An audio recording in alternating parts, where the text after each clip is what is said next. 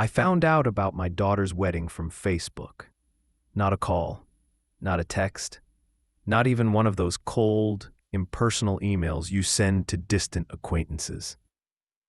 I found out the same way I learned that my high school crush had become a grandmother, and that my former mailman was selling essential oils. I was scrolling through my feed on a Tuesday morning, coffee going cold in my hand, when I saw the photos. Sarah in a white dress, some young man in a navy suit with his arm around her waist. 247 likes, 38 comments saying congratulations, and you look beautiful. And so happy for you both. My hands started shaking so badly, I had to set the phone down. If you are listening, please drop a like and a subscribe. Thanks. I'm 70 years old. I've lived through a war. But seeing those wedding photos, seeing my only daughter marry a man I'd never met, in a ceremony I wasn't invited to, that opened up something new. Something I didn't have words for. The worst part? I wasn't even surprised. Let me back up. My name is Walter, and if you're expecting some redemption story where everything works out in the end, and families reunite with tears and apologies, you might want to stop here. This isn't that kind of story. This is just what happened, and I'm still trying to figure out what it means. Sarah was born on a Thursday in April, 33 years ago. I remember holding her in the hospital, this tiny thing with a purple face and clenched fists, and feeling absolutely terrified. I was 37 then, and I thought I had it all figured out. Good job at the telecommunications company, nice house in a decent neighborhood, a wife who seemed content enough. I thought providing for them was what mattered. Show up to work, bring home a paycheck, keep the lights on and food on the table. That's what my father did. That's what his father did. That was being a man, being a father. I was an idiot. Margaret, my wife, she tried to tell me. Not directly, she wasn't that kind of woman. She'd make little comments. Sarah asked where you were today. Sarah had a recital. Sarah made this drawing for you.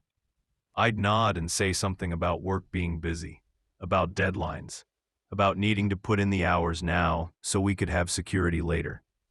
Margaret would get this look on her face, this tight smile that wasn't really a smile at all, and she'd just nod and walk away. I missed the recital.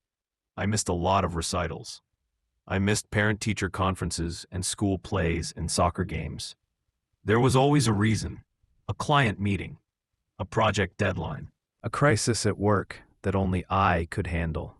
Except looking back now, I'm not sure any of those crises were real. I think I just preferred the clean, simple problems at the office. Problems with solutions, with metrics, with clear right and wrong answers, to the messy, complicated work of being present for a child who was growing up whether I paid attention or not. Sarah was a quiet kid.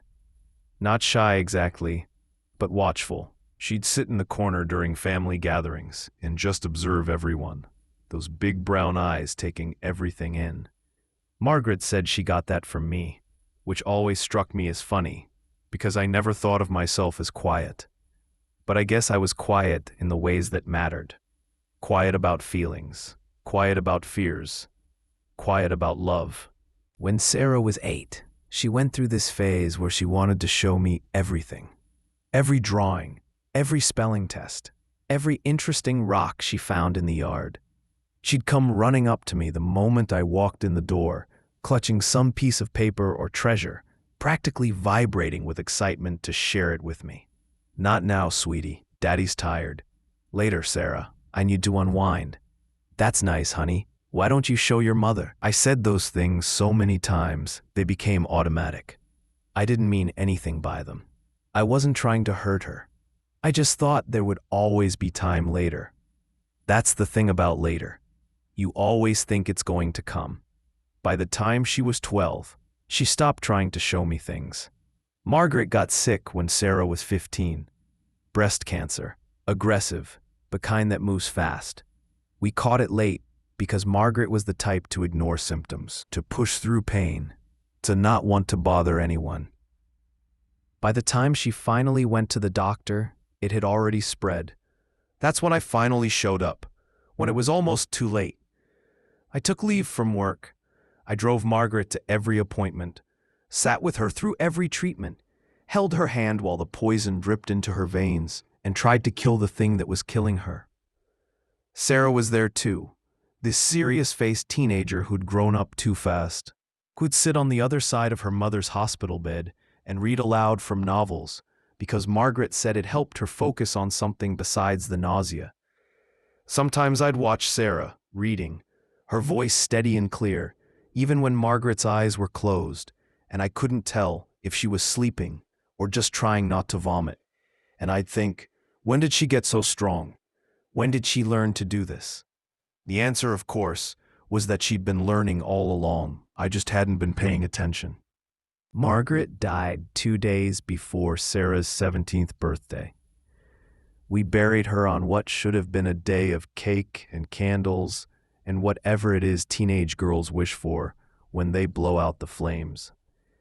Instead, Sarah stood next to me in a black dress she'd borrowed from her aunt, her face pale and dry-eyed, shaking hands with people who said useless things like, "She's in a better place, and at least she's not suffering anymore."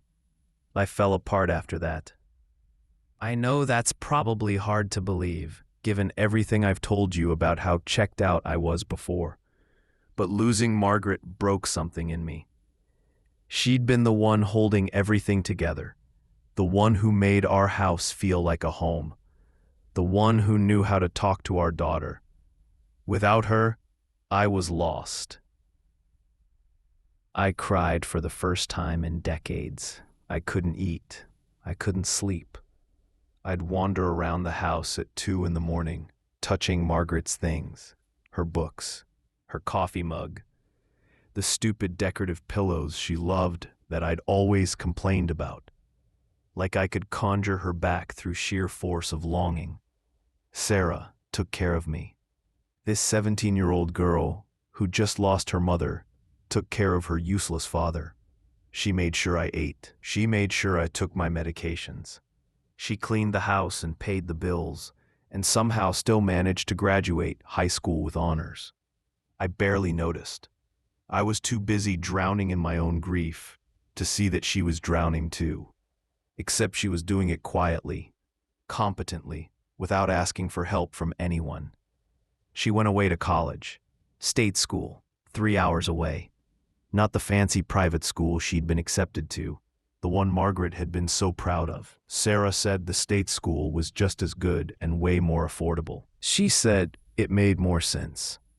What she meant was that she didn't want to be far from me, even though I'd given her every reason to run. I didn't visit her at college, not once, in 4 years. She'd come home for holidays and summer breaks, and I'd be polite and distant, this ghost of a man shuffling around a house that felt too big and too empty. She'd try to talk to me about her classes, her friends, her life, and I'd give these one-word answers and then retreat to my... I said that would be fine, but didn't suggest a time. She didn't bring it up again. The phone calls got less frequent. Once a week became once a month, became every other month. I told myself I was giving her space, letting her live her own life, without her depressing old father weighing her down. But really, I was just doing what I'd always done, choosing the path of least resistance, the path that required the least emotional effort on my part. Last year, she called me on my birthday. I almost didn't answer because I didn't recognize the number. She'd changed it, and I hadn't updated my contacts. But something made me pick up. "Hi, Dad. Happy birthday." "Oh, Sarah, thank you." Silence on the line. I could hear her breathing, could imagine her trying to figure out what to say next. "How are you doing?" she finally asked. "Fine. Getting older, but I guess that's what happens." "Yeah." Another pause. "Are you doing anything to celebrate?" "Not really. Might get takeout. Watch some TV." I could hear something in her voice when she spoke again, something tight and controlled. "You should do something nice for yourself, Dad." You deserve it. Maybe. How are you doing? How's work? Work's good. Really good, actually. I got promoted to senior analyst last month. That's great, honey. Good for you. Thanks. She waited, like she was hoping I'd ask more questions, dig deeper. I didn't. Well, I should let you go. Just wanted to wish you a happy birthday. I appreciate that. Thanks for calling. Sure. Bye, Dad. Bye. I hung up and went right back to the crime show I'd been watching. Didn't think about the conversation again until weeks later, when it suddenly hit me that she'd gotten promoted, and I hadn't even asked what the promotion meant or told her I was proud of her. By then, it felt too late to call back. Too awkward. There's always something that makes it too awkward, too late, too hard. When I saw the wedding photos on Facebook, my first instinct was to think there'd been some mistake. Maybe it was a friend's wedding and Sarah was just a bridesmaid. But no, there was her name right in the caption. Mr. and Mrs. Jason Chen. The date was 3 weeks ago. 3 weeks, and I'd had no idea it was even happening. I sat with my phone for probably an hour, just staring at the photos. She looked happy. That's what I kept thinking. She looked so happy, radiant even, in a way I'd never seen before. In every photo, she was laughing or smiling or gazing up at this Jason guy like he'd hung the moon. There were photos of her with friends I didn't recognize, family members from Margaret's side that I hadn't spoken to in years, even some older couple that must have been Jason's parents. Everyone had been invited. Everyone but me. I thought about calling her. Picked up the phone, pulled up her number, the new one I'd finally saved, and just stared at it. What would I even say? Why didn't you invite me? I knew why. I'm hurt. What right did I have to be hurt? I love you. Too little. Too late. I put the phone down. That night I couldn't sleep. I kept replaying moments from Sarah's childhood, except now they were different. Now I could see them from her perspective. That time she'd made me a Father's Day card in crayon, and I'd thanked her without really looking at it, setting it aside on the kitchen counter where it eventually got thrown away. That time she'd asked me to teach her how to ride a bike, and I'd said I was too busy, so she taught herself, falling and getting scraped up and never once complaining. That time she'd tried to talk to me about a boy who'd been mean to her at school, and I'd said something dismissive, like, kids are cruel, you just have to ignore them, instead of actually listening to what she needed. All these little moments, little failures, little abandonments, they added up. Of course they added up. And now here I was, 70 years old and alone, surprised that the daughter I'd ignored had gone ahead and built a life that didn't include me. I started seeing a therapist after that. First time in my life. My doctor had been suggesting it for years, especially after Margaret died, but I'd always brushed it off. I don't need to pay someone to listen to me talk about my feelings, I'd said, as if talking about feelings was some kind of weakness, some self-indulgent luxury I was above. Dr. Martinez was her name. She was probably in her 50s with gray hair and these sharp eyes that seemed to see right through all my bullshit. I told her about the wedding, about Sarah, about Margaret, about how I'd spent my whole life thinking I was doing the right thing by providing, by working hard, by being responsible, only to end up old and alone with nothing to show for it, but a decent pension and a house I was probably going to die in by myself. What would you say to Sarah if you could? She asked me during one of our sessions. I don't know. That I'm sorry, I guess. For what specifically? I thought about that. For not being there. For not being the father she deserved. Do you think she knows that you feel that way? I don't know. Probably not. I've never told her. Why not? Because it's too late. What's the point of apologizing now? It doesn't change anything. It doesn't undo the past. Dr. Martinez tilted her head, studying me. Do you think that's what apologies are for? To undo the past? Isn't it? No, Apologies are for acknowledging hurt, taking responsibility, and, if possible, repairing relationships. They're not time machines. They can't make it so you were at those recitals or that you were invited to the wedding. But they can be a starting point for something new. She didn't invite me to her wedding. I think she's made it pretty clear she doesn't want a relationship with me. Has she said that explicitly? I shifted in my chair. No, but you're assuming. You're deciding for her what she wants, what she can handle, what's possible. Isn't that what you've been doing your whole life? Deciding what was best without actually communicating. That hit harder than I expected. I sat there, this old man who'd lived 7 decades and thought he had the world figured out, and realized I'd been using the same excuse my whole life. It's too late. It's too awkward. What's the point?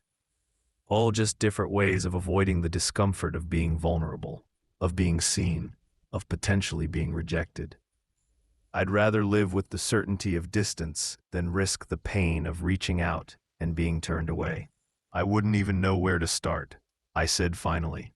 Start with the truth. Start with, I saw your wedding photos and I was hurt that I wasn't invited, but I understand why, and I'm sorry. And then what? Then you listen. Maybe she responds, maybe she doesn't. Maybe she's angry, maybe she's relieved, maybe she's indifferent. You can't control her reaction. You can only control your actions. I left that session and sat in my car in the parking lot for 20 minutes, just thinking. The thing about getting old is that you become very aware of how much time you don't have left. I'm 70. If I'm lucky, I've got another 10, maybe 15 years. If I'm not lucky, I could drop dead tomorrow. Heart disease runs in my family. So does stubbornness and emotional constipation. Apparently. Did I want to die having never tried to repair things with Sarah? Did I want my last interaction with my daughter to be a perfunctory birthday phone call where neither of us said anything real? No, I didn't. Even if she rejected me, even if she told me to go to hell, at least I'd have tried. At least she'd know that I saw my failures, and I was sorry for them. It took me 2 weeks to write the letter. I'm not good with words, never have been, but I tried. I told her about seeing the photos, about how beautiful she looked, about how I wished I'd been there, not because I deserved to be, but because I wanted to witness her happiness. I told her I was sorry for being absent, for being emotionally unavailable, for prioritizing all the wrong things. I told her I understood if she didn't want a relationship with me, but that I hoped maybe we could try, that I was in therapy, that I was working on myself, that I knew it was probably too little too late, but I had to at least try.